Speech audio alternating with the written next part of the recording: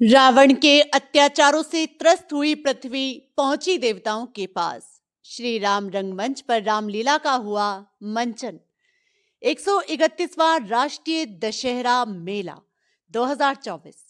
131वें राष्ट्रीय दशहरा मेला 2024 के तहत श्री राम रंगमंच पर रामलीला का मंचन किया जा रहा है।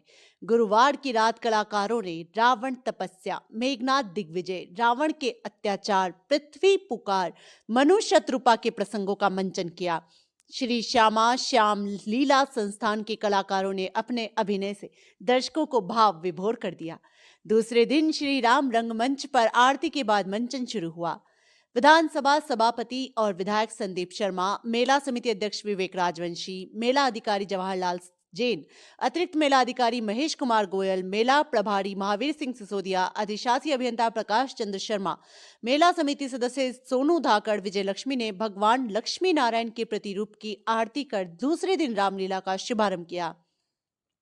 मंचन में कलाकारों ने दिखाया कि रावण के अत्याचार से पृथ्वी करा उठती है और पृथ्वी लोक के साथ ही देवलोक में भी सभी भयभीत हो उठते हैं।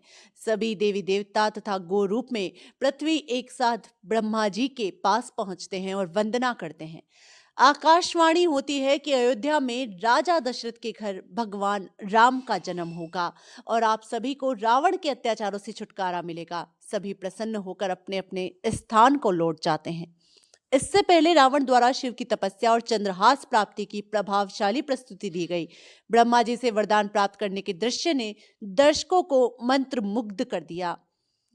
मेघनाद ने इंद्र को बंदी बनाकर रावण को कराया मुक्त।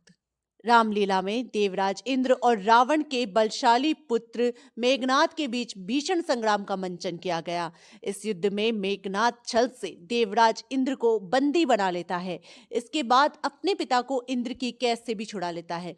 इसके बाद ब्रह्मदेव आकर प्रकट होते हैं, मेघनाद से निवेदन करते हैं कि वह सृष्टि के संतुलन के लिए देवराज इंद्र को अपनी कैद से मुक्त कर दे।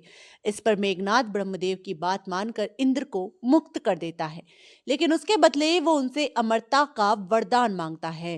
लेकिन ब्रह्मदेव इस वरदान को देने से मना कर देते हैं। इस पर वह दूसरा वरदान देते हैं। दूसरे वरदान में ब्रह्मदेव अजय रहने के लिए कुलदेवी निकुंबला का यज्ञ करने को कहते हैं। वे उसे बताते हैं कि संकट के समय जब वो उस यज्ञ से प्रकट होने वाले अस्त्र शस्त्रों से सुसज्जित अजय रथ पर सवार होकर निकलेगा तो कोई उसे परास्त नहीं कर सकेगा। लेकिन जब तुमने मांग ही लिया है तो जाओ, मेरी आंखों के सामने से ओझल हो जाओ। किसी कमरा में जाकर के मारा टरकाओ।